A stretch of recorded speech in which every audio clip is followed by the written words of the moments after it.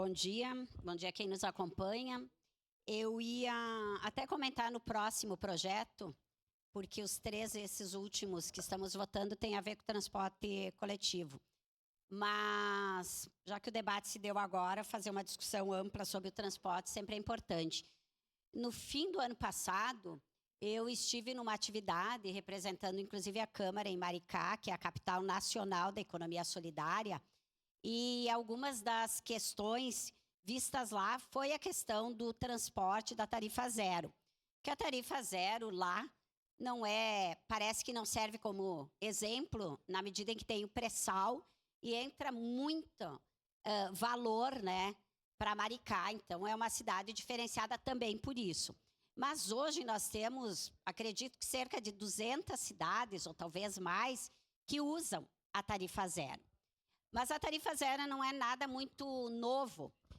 A primeira experiência começou lá no governo do PT da Luísa Erundina, ainda em São Paulo, com o secretário de transporte da época, da prefeita Luísa Erundina, que eu não lembro o nome agora, acho que era um engenheiro, e ele colocava a discussão, ele tinha sido de obras, e ele dizia, como a taxa de lixo, tu não paga cada vez que coletam teu resíduos, teu lixo para a pessoa. Então, é uma taxa que tu paga.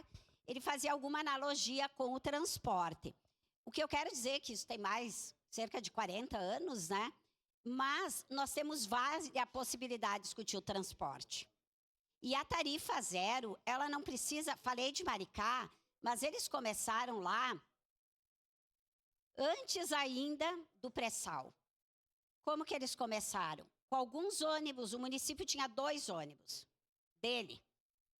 Ai, está um pouco disperso aqui, se as pessoas pudessem. Com 2 ônibus. Ônibus não muito novos, pelo contrário. Linhas mais de áreas carentes, em horários diferentes. Então, para quem realmente precisava, pagava, né? Tinha alguns... ônus dos horários, das linhas, mas tinha o bônus de não pagar transporte. Hoje, capitais, são mais de 6, 7 capitais que usam de alguma maneira a tarifa zero. Só que daí eu vou dizer que não precisa ser todos os dias, que não precisa ser todas as linhas, que não precisa ser todos os locais, pode ser por região, pode ser por dia, pode ser por horário, né? Só que aí eu vou fazer uma discussão aqui.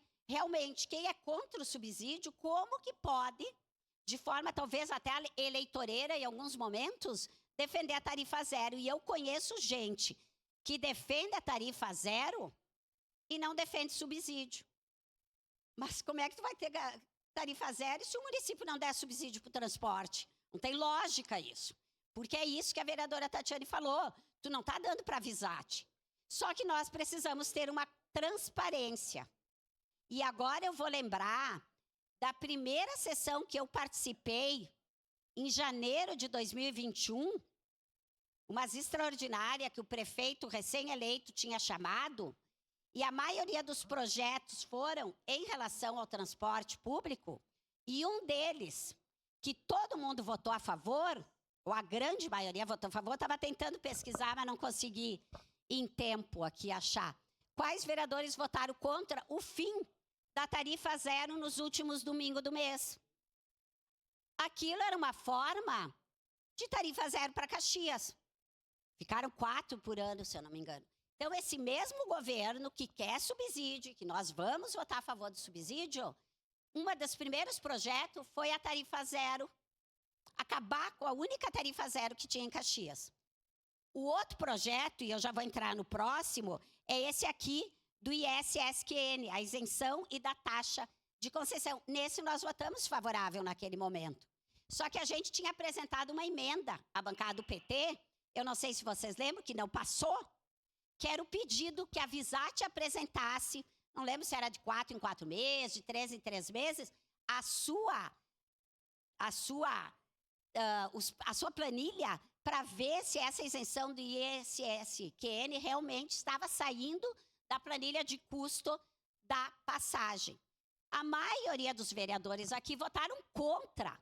E eu vou pedir de novo, nós não vamos apresentar emenda agora, mas nós vamos pedir que a Visate apresente que realmente esse valor saia, porque nós vamos dar essa isenção, nós vamos dar esse subsídio, mas nós precisamos de prestação de conta, não só da Visate, da Secretaria de Transporte. Nós temos que cobrar da Secretaria de Transporte, a Secretaria de Transporte que cobre da empresa vencedora de licitação. Com a palavra, vereador Scal.